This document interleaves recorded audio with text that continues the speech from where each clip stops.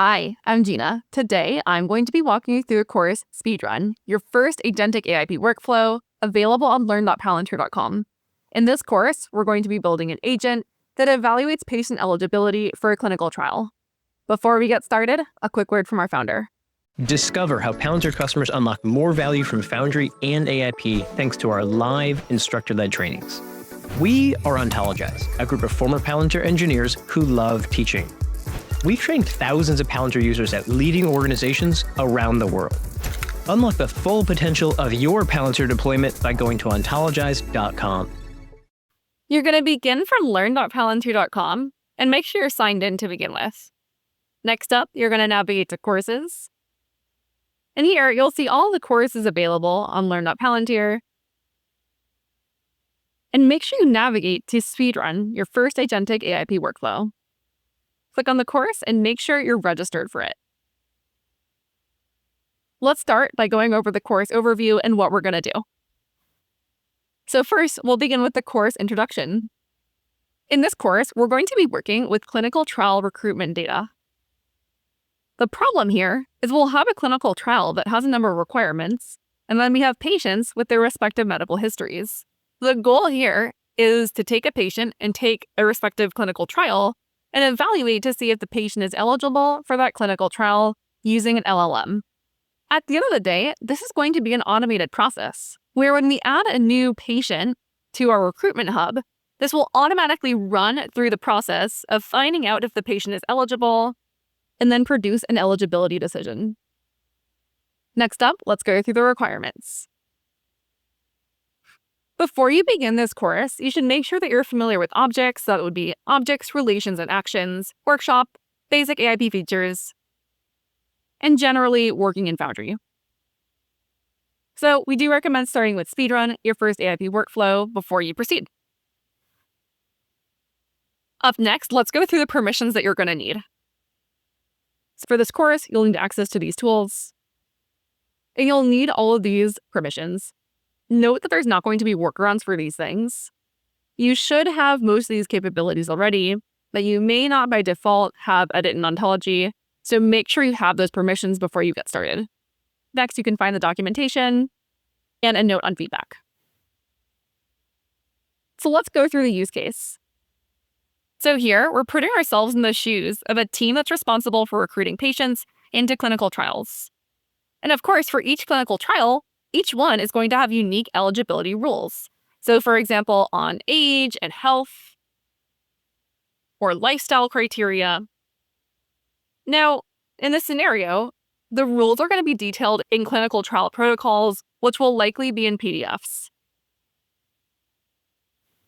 Now, to make matters more complicated, it's not just a matter of understanding the clinical trial criteria, we also have to understand the patient data, and that data might be siloed and messy. So here is a high-level overview of this process. So first, we have the review criteria step, where we review and summarize clinical trial inclusion and exclusion criteria. And then we have the collect candidates process, where we recruit and collect patient candidates for the given clinical trial. Up next, we have an automated agentic AIP workflow to review patient eligibility. And then, finally, enroll eligible patients. Now, we're really going to be living here, and that's where our primary focus is going to be. Now, in this course, we're not going to be starting from scratch. You'll be given some objects and a workshop module, and we're going to be building within that context. And here's a more detailed dive on what we're actually going to be doing. So we're going to be working with these patient and clinical trials objects, which will be given to you via Marketplace. We're going to create an agent to review the patient eligibility. We're going to evaluate the agent, which is a critical step of deploying an agent in production. And then we're going to automate the agent and test it out. Now hit Next. Up next, we're going to set up our project in Folder. At this stage, you're either going to set up a Foundry Learning project. If you already have one, you can skip this step. So let's begin by creating a project. Make sure you hop over to Foundry. And here we are on the Foundry homepage. So from here, only if you don't have a project yet, you're going to navigate to Files and click on Projects and hit New Project. And you're going to call this one your name, Palantir Learning Project. Now note, if you already have a project, you could just make a separate folder inside your current project to do your work. And now we're going to hit Create Project. Now, from your project, you're going to next create a course-specific training folder. So from the project, you're going to hit New folder, and it's going to be called Speedrun. Your First Agentic AIP Workflow. And now we've done that step. Up next, let's install the things that we're going to need to complete this course. So again, we're not starting from scratch here. We're starting with an existing ontology, so patients and clinical trials.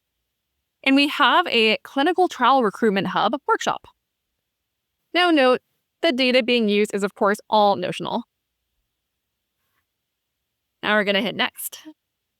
So we're going to be using Marketplace in order to install some prerequisite materials. So let's go through those steps. So from here, you're going to hit Control-J, and you're going to search for Marketplace. Now you're going to click on Marketplace.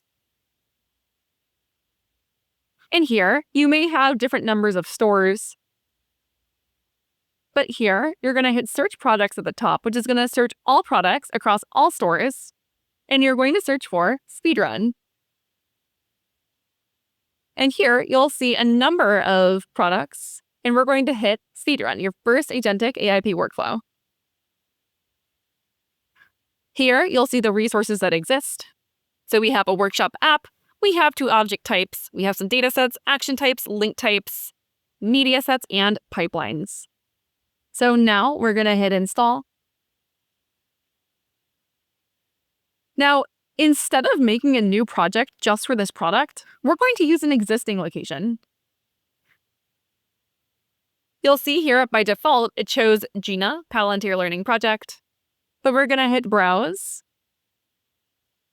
and pop into that folder that we just created and hit Save.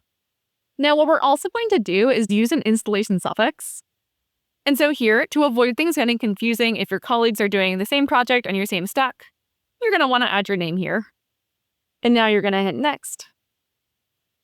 And now we have to provide the inputs for the product. So you're going to hit Next. First, we need to choose a large language model. So the large language model I'm going to choose is GPT-4.1. Give it a second, and now it turns green, which means we're good to go. Now you're going to hit Next. And now we're going to have to add an organization. Regardless of your Foundry instance, you are working within an organization. So if you hit Search for Organizations, just choose your current organization. If there's only one option, just choose that one. And now we're going to hit Next. And Next. And toggle on Prefix Ontology Entities. So that means every entity is going to be prefixed with our name, like so. And that, again, is going to help avoid making things confusing if your colleagues are doing the same project. And now we're going to hit Next and Install. And now we're just going to hang tight while this installs, and we're going to come back when it's ready and start building. Now the installation is completed and we're ready to go. So now if you hit View Installation, you'll see all the resources that got installed. Now that we've installed our resources, let's go take a look. So you're going to click on the location, Speedrun, your First Agentic AIP Workflow. And now you're going to see that this empty folder is now populated. So here you'll see the data. This is the raw data, including the clinical trial protocols, which is a PDF. You can go back up one level. That's all of our other data. And up next, let's look at the clinical trial recruitment hub. Let's take a look at what we have here. So in this case, we're only looking at one clinical trial. And here, we're looking at a set of patients who are candidates for the clinical trial. So from here, we have some buttons. We can add a new patient. We can review a patient. And of course, we can also filter the patients that we're seeing.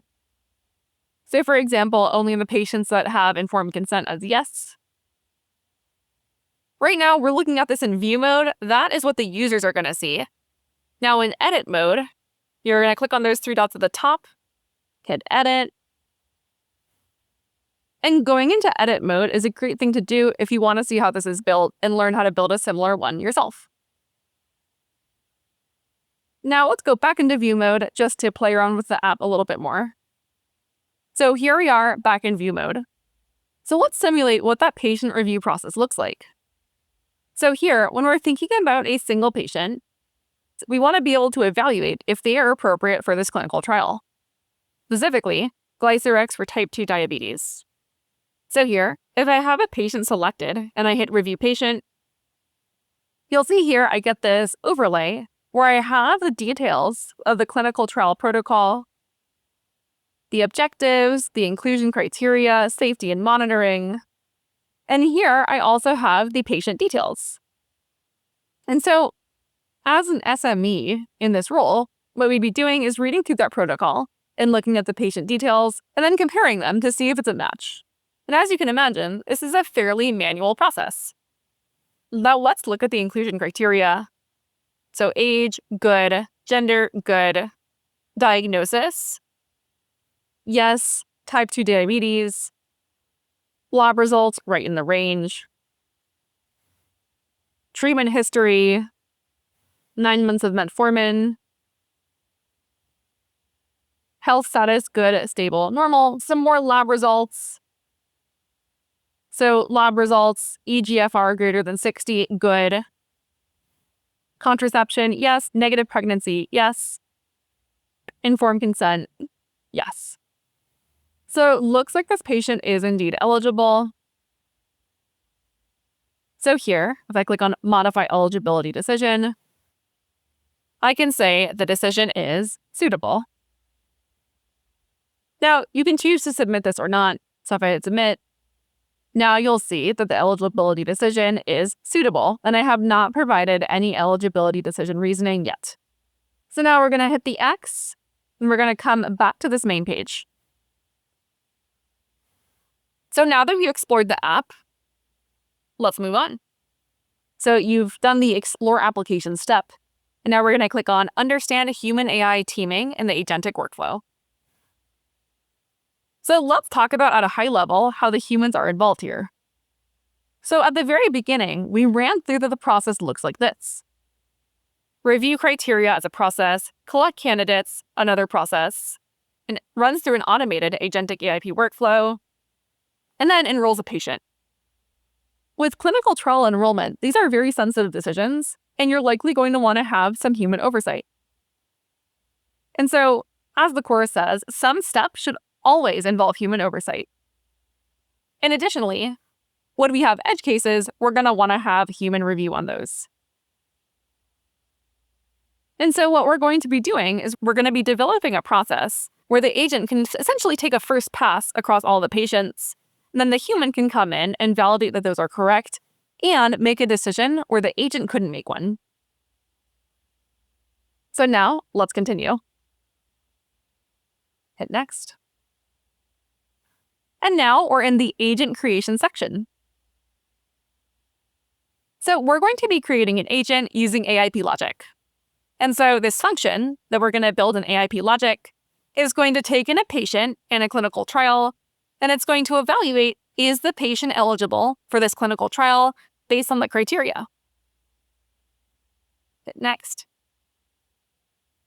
And now we're going to begin by creating an AIP logic function. So back in Foundry, we're going to navigate back to our training folder, so you can hit that Recent button, and click on Speedrun, your First Agentic AIP Workflow. And now here, you're going to click on New and search for AIP Logic. So AIP Logic is Foundry's no-code, AIP-enabled function builder. So you're going to click on that. And we're going to give this a name. So I'm going to prefix this with my name, so Gena. Review patient for clinical trial. And now we're going to hit save. Again, this is a function, so it means it's going to take inputs and do something with them. So let's start by adding our function inputs. So we're going to have two inputs here. We're going to have patient and trial. So you're going to hit add function inputs. And we're not going to add one, but two. So we're going to have our first input, which is patient. Now the type is not going to be a string, it's going to be an object.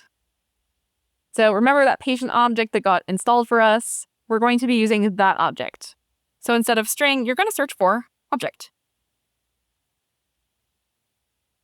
So you're going to click on object, and you're going to search for your name, patient. So here, you're going to click on your patient object. So Gena patient. Now you'll see here that there is a warning sign saying this input is not referenced in any block. That is a warning, not an error. You don't have to worry about it. It's going to go away. Now the second input is going to be clinical trial. And the type, once again, not a string, but an object. And you're going to search for your name, clinical trial. Now you're going to click on clinical trial. And now we have two inputs, and they're both objects.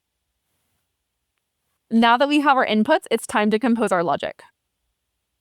The building blocks of AIP logic are quite literally called blocks. So now we're going to add our first block, which is going to be the use LLM block. So here, we're going to click on use LLM, and this is going to be the bulk of our function. Now, for the system prompt and the task prompt, Learn.Palantir has provided some skeleton prompts for us to use. So let's hop back over to the chorus, navigate to compose the LLM part of your logic, and we're going to grab this system prompt. Now for the system prompt, here we have the high-level explanation of what we're doing. Now you'll see here, we're asking for valid JSON. All right, so if the patient is fully suitable, return the information in JSON form, decision suitable, reasoning one sentence why they are. If they're not, same thing, except not suitable. If we're not able to determine, same thing, but it says manual review required. Up next in the task prompt, here's where we're putting the actual data in. And so here, you'll see that there is a skeleton here. Here is a trials criteria, and then here are the details about the patient. So we're actually going to be getting that from our input objects. So you're not going to be quite literally pasting this in your prompt, but I'll show you how to get it in there. So here, we're going to say, here is the trials criteria. Now, to get a variable in there, and the variable that we want is this one here, we're going to hit a /, click on clinical trial, and it's going to be the criteria property from clinical trial. And now we're going to hit add one property, and there we go. That's our criteria. Up next, we provide the patient details. Here are the details about the patient.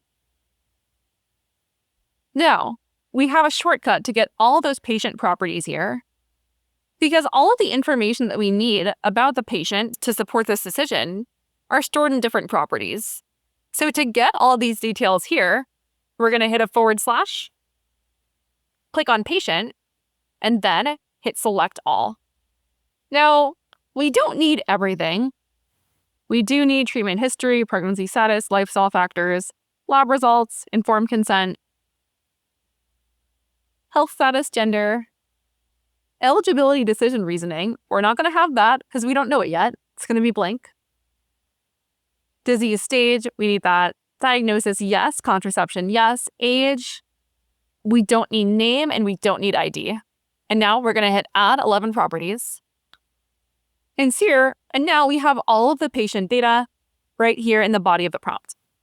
Let's go ahead and take this for a spin right now. It's not totally done yet, but we can absolutely test it out. So we'll pick a patient, so Samir, and the clinical trial is going to be Blacerex, and hit preview run. And here you're going to see that thought because this is using chain of thought reasoning.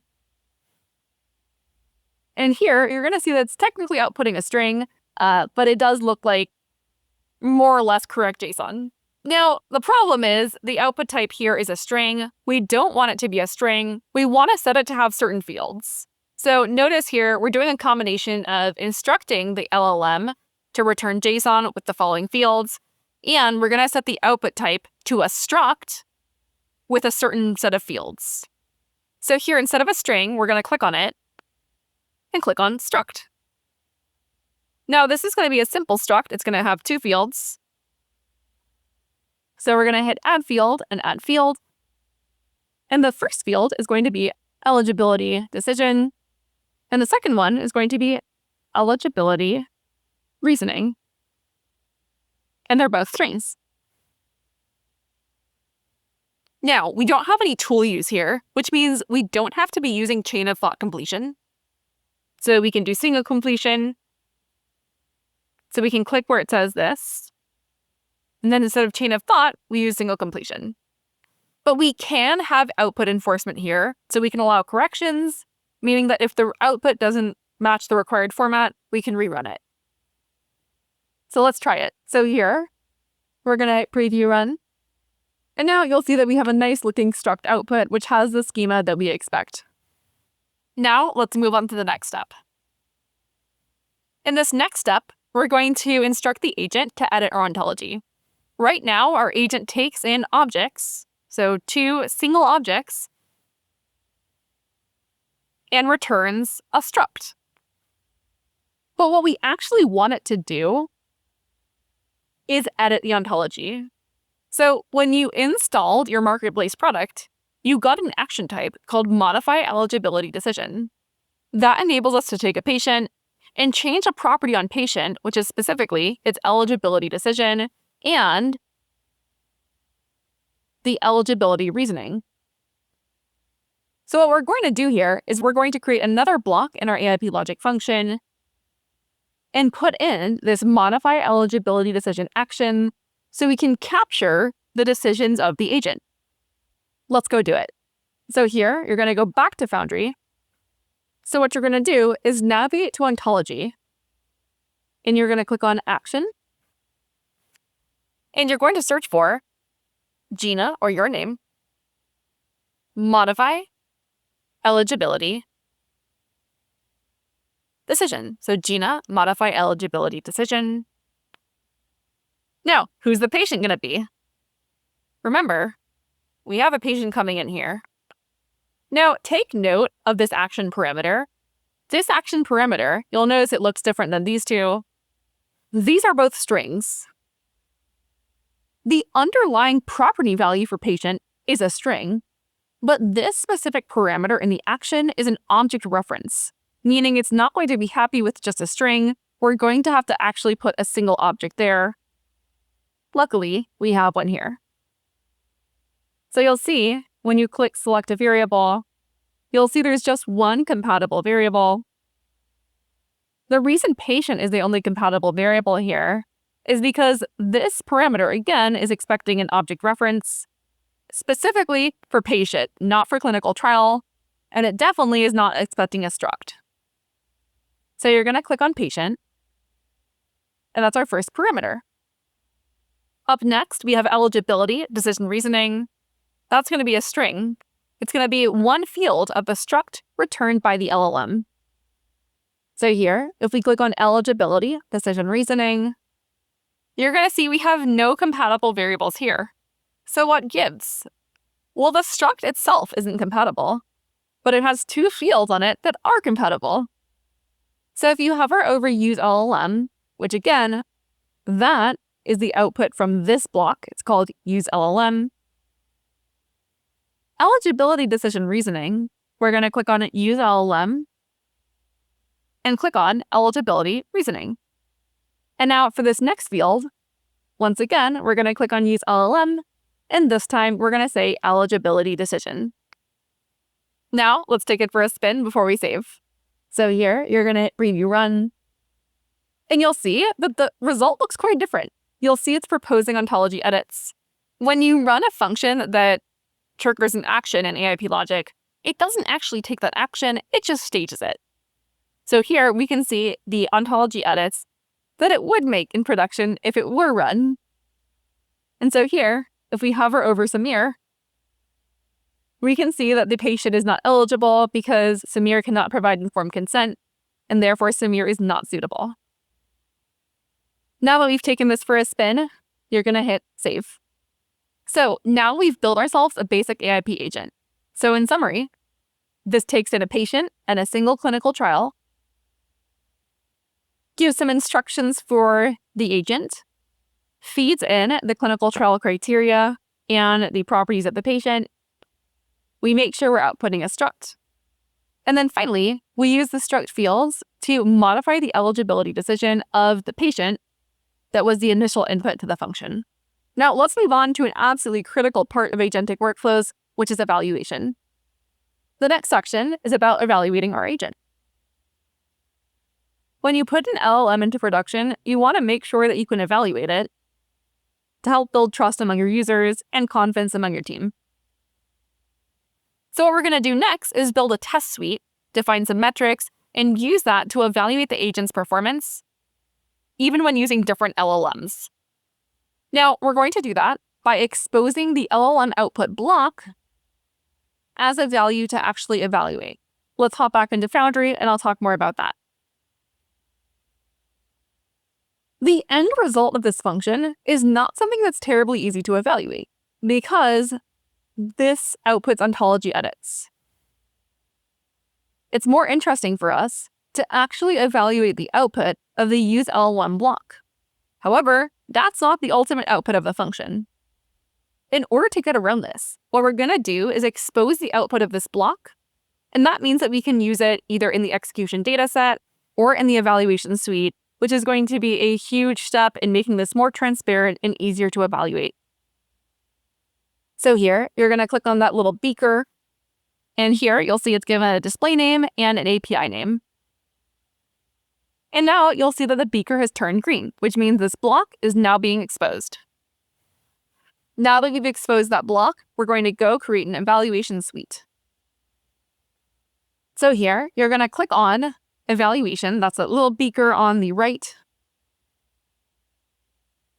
And now we're going to set up test cases to evaluate our logic function. So here, we're going to hit setup tests. Now, an evaluation suite is actually a resource, just like an AIP logic function is. And so we need to save it in a location. It's totally fine to save it in your Speedrun, your First Agentic AIP Workflow folder. And now we're going to hit save. And now we're going to go ahead and configure this evaluation suite. So here, before we add test cases, you'll see this error saying the function outputs have changed. You will not be able to run the evaluation suite until output parameters are updated. So here, we're going to hit edit. Now we're seeing this because we exposed that use LLM block for evaluation instead of the final result. And so that's why we're seeing this prompt here. So just hit accept schema changes. And now you're going to hit add evaluator. Now there's a couple of different built-in evaluators. We have regex match, keyword checkers, string length, Levenstein distance. Now there's a couple of different evaluators that aren't appropriate for us because they're not compatible with our type of output. But here are some that exist regardless. Now here, we're going to click on exact string match and hit add. Here, we're going to identify the actual value. The actual value is going to be, you'll see you have two because the use LLM block is outputting a struct, and that struct has two fields. So we're not evaluating the struct itself, we're evaluating the individual fields, specifically eligibility decision. Eligibility reasoning is not going to be easy to evaluate because it's pretty complicated. It's going to be a sentence, a couple sentences, whereas eligibility decisions are words or single words, and we know what they're going to be. We know that there are 3 categories of them, which make them easy to evaluate. So here, you're going to click on eligibility decision. And now we don't have any existing parameters. So here, you're going to hit create new parameter. And we're going to click on where it says expected value. And so what we're going to do is define those expected values. So we're basically going to line up some test cases where we take several patients, say what their value should be, and then see if the LLM produced value, which is this one, matches. So now we're going to add our test cases. So here, you're going to hit add test case. And we're going to be adding 3 test cases as we're guided to in the course. Test case 1, we're going to name them after the expected results. So this one we're expecting suitable. The patient is Priya. The clinical trial, we have 1. The expected value is suitable. Now here, we can hit Add Test Case, or we can just duplicate this one, which is going to save us a tiny bit of work. So not suitable patient. This is going to be Vivek. And this is going to be not suitable. And then we can duplicate again, and then say manual review required. And this one's going to be Yash. Clinical trial is the same, and the expected value is, of course, manual review required. So what we've done here is we've identified 3 patients for which we presumably know the true value. And then here, we've encoded that using the expected value. And it's important to note that you should have good representation of all the different outcomes you can have so you can truly evaluate your LLM across a broad array of scenarios. And now we're going to hit save. Now that you've configured your evaluation suite, it's time to run it and see if we pass. So here we have our 3 test cases. These will look familiar. And now you're going to hit Run Evaluation Suite. And so for the run configuration, we're going to use the latest saved version of the function. And the only thing that we're going to need to configure here is to make this user scoped. And now we're going to hit OK. And then Run Evaluation Suite. This is going to take a couple seconds here. Okay, so here you'll see our results. We have passed 2 out of 3 test cases. So let's check out this one. So the expected value was manual review required. When I hit run here, this basically runs for this one specific example. And here we can see that our agent thought that this patient was suitable. But the true answer here is manual review required. So here we can see the average pass rate is 66.7, so could be better. And if you click on this icon here, it's going to take you to some details. So this is also where you can see the produced answer versus the true answer. And so here we can say that this one was false. The eligibility decision, again, was suitable. And the true answer is manual review required. Now, we're probably going to want to make this better. And one way to do that is to make sure that our clinical trial criteria are clear, make sure the prompting is clear. But another simple fix we can do right now is just see, does another LLM perform better? So here, you'll see right now we're using GPT-4o. But if I click on this dropdown, you'll see that I can change this to, say, GPT-4.1. So now, what I can do is I can hit save and run. And then now it's rerunning the test suite. So now let's try yet another model. So here we click on GPT-4.1. We can also try something like O3. So if I click on O3 and hit save and run, that's going to be our last test. And now you're going to see with this model, 3 passed and 0 failed. Regardless of these specific results, generally, you're going to want to be able to evaluate the performance of different models against each other. And so here, if you click on most recent run, then this is going to take you to this view where you'll see a detailed breakdown of that most recent run, and you can click to compare it to another run. So if I look at, say, the run just before that, this is the one with GPT 4.1, I can see a detailed comparison of the rationale. So here we can see how the different models are reasoning. The most interesting case is going to be the one that the first model failed on. So here with this patient, GPT 4.1 said the patient meets all the inclusion criteria and none of the exclusion criteria for the trial, whereas O3 said metformin used for greater than 3 months and eGFR values are not provided, so inclusion and exclusion and compliance cannot be confirmed, which is correct. So that means that you're going to need a manual review. Now, if you want to see more details, you can always hit Analyze and Evals or View Metrics Dashboard. So you can close out of that now. So now we've built our agent, we've set up an evaluation suite for it, and now we're ready to go ahead and automate it. In the automation stage, we're going to use a service called Automate to make sure that every time there's a new patient candidate registered, our function gets triggered and automatically evaluates them to see if they're suitable for that clinical trial. Now, of course, before you do any of that, you have to publish your agent. So let's go do it. So here, you're going to hit Publish. You're building a function, and functions are associated with an ontology. So here, you're going to click Select Ontology and click on Ontologize Public Ontology for me. For you, you're most likely going to have one ontology, so pick that one.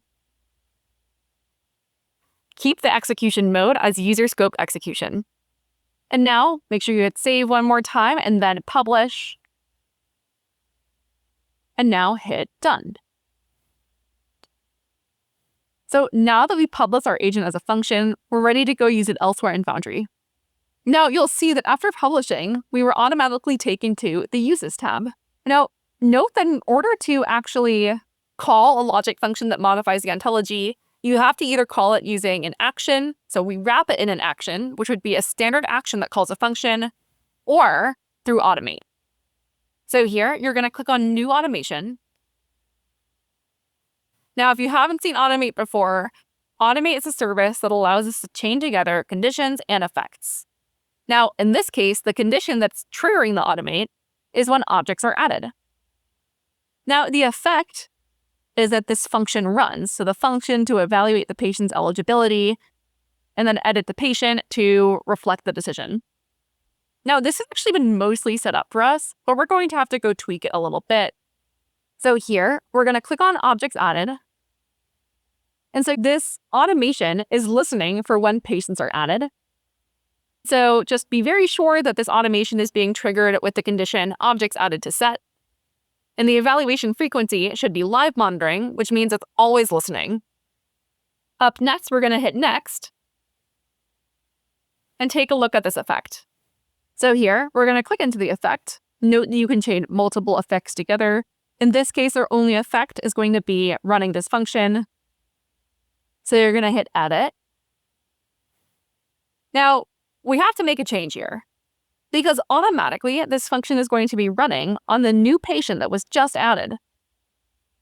But the clinical trial, we have no default value there. So here, you're going to hit Select Object. Now the object, there is only one, so you're going to select that one object, hit Confirm. Now you have choices here. In this case, we're going to automatically run edits and then have a human review them. But you can also stage actions for approval by a human. And now you're going to hit Next, and Next, and Next, and then Save. So now, generally, this automation is going to run every time a new patient is created. Every time a patient is added, our automation is listening, and it's going to run our function. But what about all those patients that already exist? It's not going to run on those by default. So instead, what we're going to do is we're going to navigate to Execute, and we're going to manually execute this for all of our patients. So this is working essentially retroactively. All the patients that were already created are going to get run through this function. But going forward, whenever we have a new patient come in, they're automatically going to get taken care of by this function. So here, we're going to click on Execute, toggle on this effect, and hit Confirm.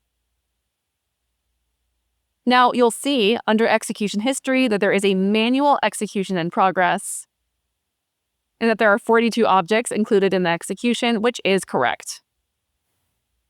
So now we can see here this was split into 3 batches, and if we hit the dropdown, you'll see all of the objects in the batch.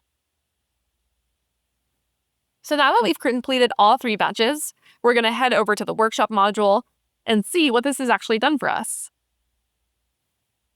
So here, keep this automation open. We're going to want to come back to it.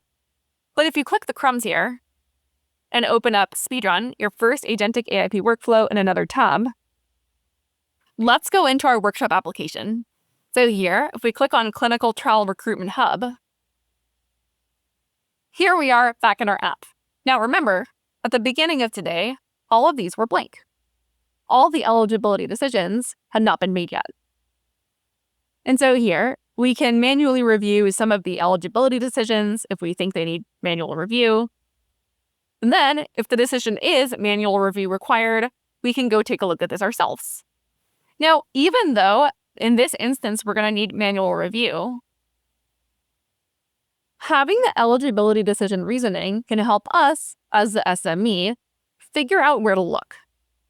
So for example, we'll see that the metformin use and stability and precise eGFR are not provided. And we can see that is indeed true. We don't have the information we need.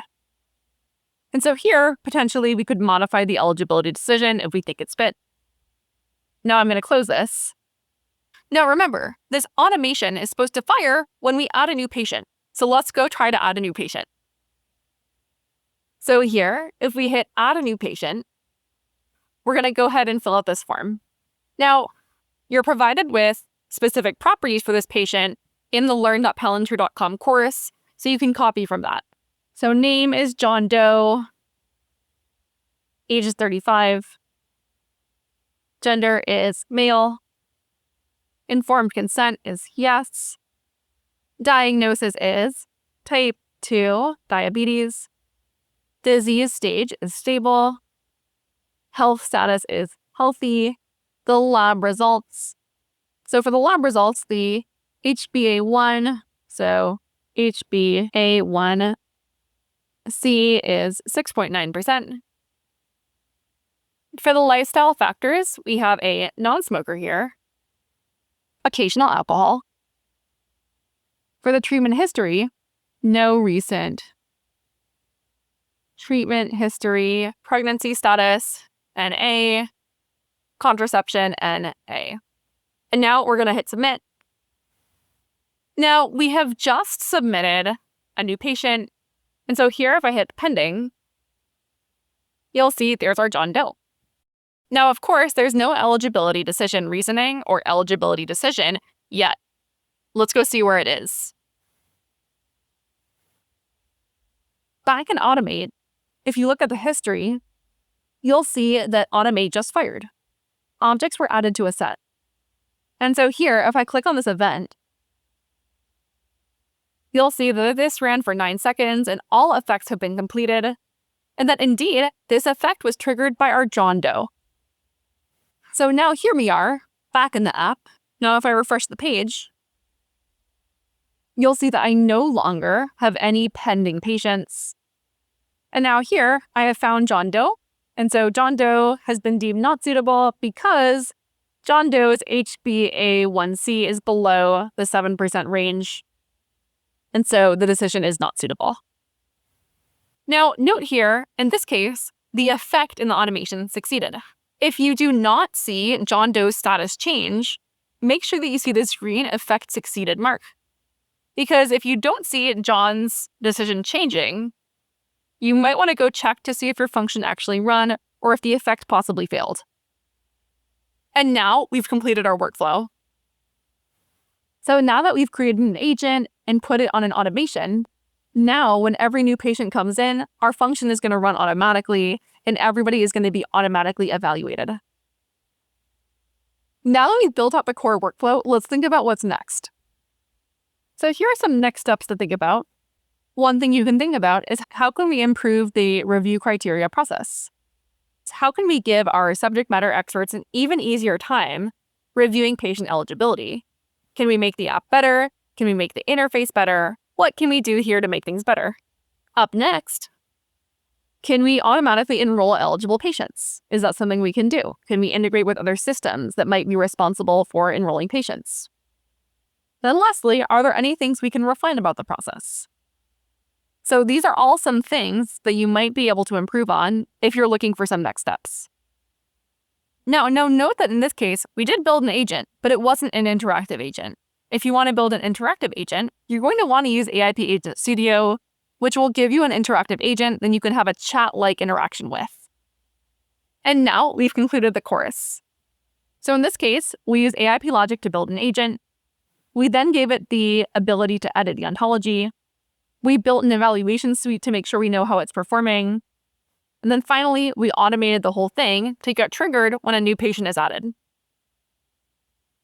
And up next, you can feel free to try out other learn.palantir.com courses. Thanks for watching. We hope you found this helpful. Let us know what other AIP content you want to see next in the comments.